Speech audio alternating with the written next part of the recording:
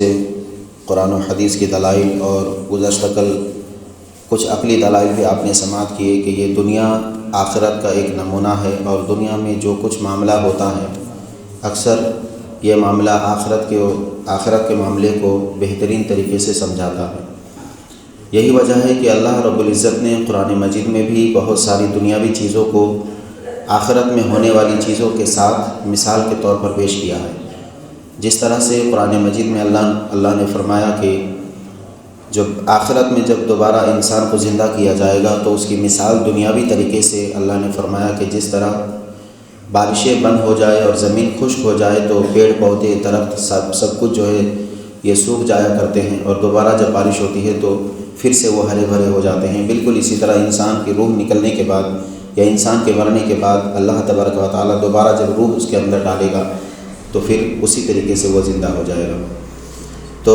اس طریقے سے کئی مثالیں اللہ نے قرآن مجید میں دی ہے جس سے اس دنیاوی کاموں کو آخرت کے معاملات کو سمجھانے کے لیے کہا گیا ہے۔ اور دنیاوی طور پر جب ہم دیکھتے ہیں کہ کوئی بادشاہ جب بادشاہت پہ ہوتا ہے تو اس کی بادشاہی میں کئی ساری سلطنتیں ہوتی ہیں، اور ان سلطنتوں میں ان کا محکمہ، ان کا افسر اور ان کے حاکم جو ہے مقرر ہوتے ہیں، اور وہ حاکم جو بھی اپنا قانون سناتا ہے یا اپنی رعایا کو بتاتا ہے یا اس کی سلطنت میں جو کچھ بھی حکم دیا جاتا ہے وہ بادشاہ کے جو ہے وہ وسیلے سے ہی دیا جاتا ہے۔ بادشاہ جو بھی حکم کرتا ہے اسی حکم کو وہ حاکم جو ہے اپنی سلطنت میں نافذ کرتا ہے۔ تو بالکل اسی طریقے سے اللہ رب العزت تو خود حاکم ہے، حاکم حقیقی ہے، بادشاہ حقیقی ہے، لیکن اس رب نے اپنے فرشتوں کو مقرر کیا ہے بہت سارے کاموں کے لیے۔ جیسے کل آپ کو میں نے کئی سارے فرشتوں کے نام بتائے، جس طرح سے حضرت جبریل امین کو مقرر کیا گیا ہے کہ وہ اللہ کے کلام کو نبیوں تک لے کر آئے، اللہ کا پیغام انبیاء کرام تک لائے۔ اور اسی طریقے سے حضرت جبریل امین کا جو کام ہے وہ یہ کہ بچے جب ماں کے پیٹ میں ہوتے ہیں تو ان کی تقدیریں لکھتے ہیں، پھر وہ رزق کیا کھائے گا، کتنا اس کو جو ہے رزق دیا جائے گا، یہ ساری چیزیں حضرت جبریل امین لکھتے ہیں۔ اسی طریقے سے حضرت میکائیل علیہ السلام کو اللہ رب العزت نے بارش برسانے کے لیے جو ہے مقرر فرمایا ہے، اور اسی طریقے سے حضرت عزرائیل علیہ السلام جو ملک الموت ہیں ان کو اللہ نے روح قبض کرنے کے لیے متعین کیا ہے، اور حضرت اسرافیل علیہ السلام، اور یہ چاروں فرشتوں کو رسول الملائکہ بھی کہتے ہیں، یعنی فرشتوں میں یہ رسول بھی ہیں۔ تو حضرت عزرائیل علیہ السلام کو روح قبض کرنے کے لیے حضرت اسرافیل علیہ السلام کو اللہ رب العزت نے سور پھونکنے کے لیے مقرر فرمایا ہے۔ اسی طریقے سے قبروں میں جو سوال کرتے ہیں ان کو منکر نکیر کہتے ہیں، یہ دونوں فرشتوں کو اللہ نے لوگوں سے قبروں کے اندر جو ہے سوال و جواب کے لیے اللہ نے مقرر فرمایا ہے۔ اسی طریقے سے انسان کی اچھائی اور برائی لکھنے کے لیے اللہ نے کرامن کاتبین کو مقرر فرمایا ہے۔ یہ دونوں فرشتوں کا نام ہے کرامن کاتبین، جو کہ دونوں اچھائی اور برائی کو لکھتے ہیں۔ تو خلاصہ کلام یہ کہ اللہ تعالیٰ ہی ہے جو ہر چیز کرتا ہے، اللہ ہی ہے جو مارتا جلاتا ہے، اللہ ہی ہے جو بندوں کو نیک اعمال کرنے کی توفیق دیتا ہے، برائی کرنے کی توفیق دیتا ہے۔ لیکن اس کے باوجود اللہ تبارک و تعالیٰ ان فرشتوں کو مقرر کیا ہے کہ وہ اپنا اپنا کام انجام دے، اپنی اپنی ڈیوٹی نبھائے۔ جبکہ ہم اگر غور کر کے دیکھیں تو اللہ تعالیٰ نے جب مخلوق کو پیدا فرمایا تو اللہ کسی کی مدد نہیں دی، خصوصاً جب زمین و آسمان کو پیدا کیا تو لفظ کن کے ذریعے اللہ نے جو ہے زمین آسمان جیسا بڑا عظیم کام جو ہے اللہ نے لفظ کن کے ذریعے کر دیا۔ تو یہ تو چھوٹی موٹی بات ہے، اللہ تعالیٰ کو فرشتوں کی کیا ضرورت ہے؟ لیکن رب کا یہ منشا ہے، رب کی یہ مرضی ہے کہ کوئی بھی کام ہو کسی کے وسیلے سے ہو، کسی کے ذریعے سے ہو۔ اور بالکل اسی طریقے سے جب کہتے ہیں کہ جب بادشاہ اپنی سلطنت میں کوئی حاکم مقرر کرتا ہے یا کوئی افسر مقرر کرتا ہے تو وہ جو بھی قانون اپنی اس رعایا کو یا اپنی سلطنت میں نافذ کرتا ہے وہ حقیقت میں بادشاہ کا قانون ہوتا ہے۔ ہاں، جس دن وہ حاکم بادشاہ کی بغاوت کر کے اپنا کوئی قانون وہاں پر نافذ کر دے گا اور اس میں بادشاہ کی مرضی شامل نہیں ہے تو اب کہتے ہیں کہ یہ جو ہے بادشاہ کی بغاوت ہوگی، اور اس طریقے کا حاکم کو باغی کہا جائے گا، اس کو بادشاہ کا وفادار نہیں کہا جائے گا۔ اگر بادشاہ نے حکم نہیں دیا ہے یا بادشاہ کی مرضی اس میں شامل نہیں ہے اور کسی نے اپنی حکومت میں یا اپنی سلطنت میں اپنا قانون نافذ کر دیا، اپنا کوئی حکم جاری کر دیا جس میں بادشاہ کا جو ہے نا کوئی اس میں دخل نہ ہو، تو اب کہتے ہیں کہ وہ حاکم باغی کہلائے گا اور بادشاہ اس سے جو ہے بدلہ لے گا یا اس کو ہٹا دے گا۔ تو بالکل اسی طریقے سے اللہ تعالیٰ کی بادشاہت میں جو انبیاء ہیں یا اولیاء ہیں یا فرشتے ہیں، اللہ کی مقرر کردہ ڈیوٹی یہ کرتے ہیں۔ اگر یہ اپنا کوئی قانون نافذ کر دے جس میں اللہ تعالیٰ کی مرضی نہ ہو یا اللہ تعالیٰ کی منشا کے خلاف ہو، جس کو ہم شریعت کہتے ہیں، شریعت کے خلاف ہو، ایسا کوئی قانون اگر وہ نافذ کرتا ہے تو پھر وہ باغی یا پھر وہ جو ہے اس دائرے سے نکل جائے گا اور اس کو باغی کہہ سکتے ہیں اور اس کو جو ہے اللہ کی مرضی کے خلاف کہہ سکتے ہیں۔ البتہ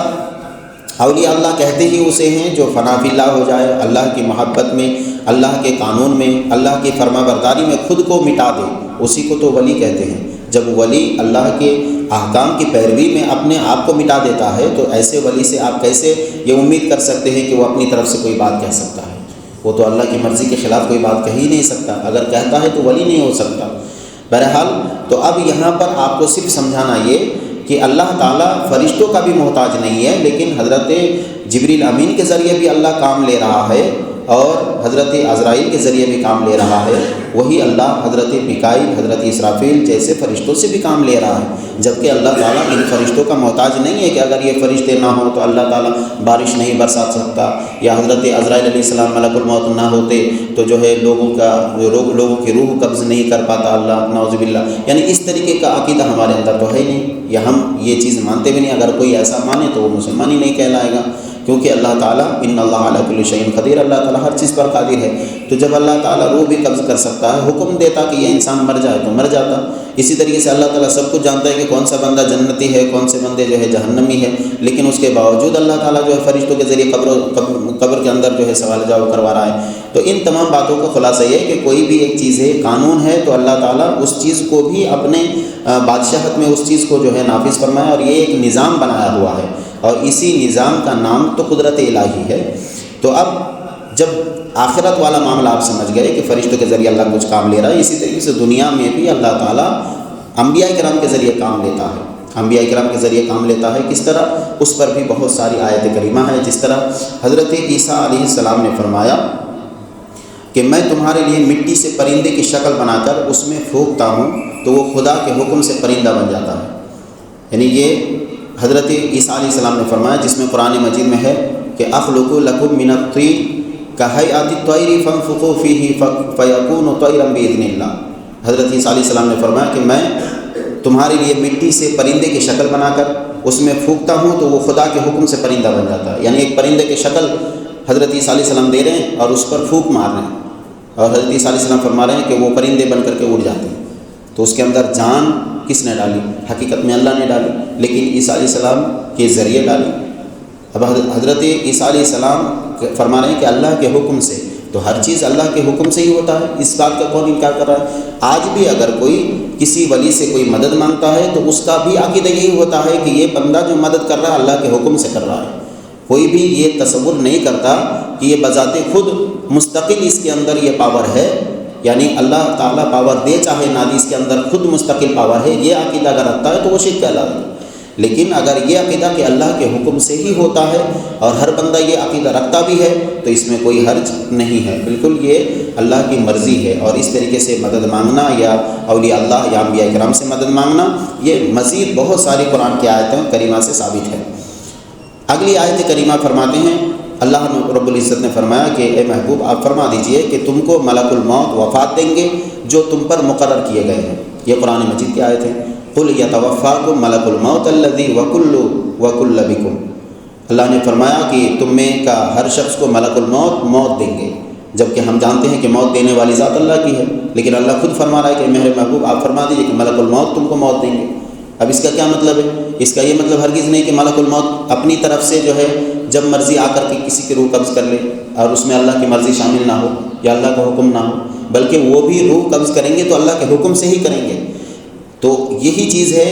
کہ حضرت عزرائیل جاندار کو بے جان کرتے ہیں، اور بھی اس قسم کی بہت ساری آیت کریمہ ہے جس میں خدائی کاموں کو بندوں کی طرف نسبت کیا گیا ہے کہ یہ بندے کر رہے ہیں یا فرشتے کر رہے ہیں، لیکن در حقیقت کرنے والا اللہ ہے، لیکن فرشتوں کے ذریعے یا بندوں کے ذریعے اللہ کر رہا، تو یہ چیز اللہ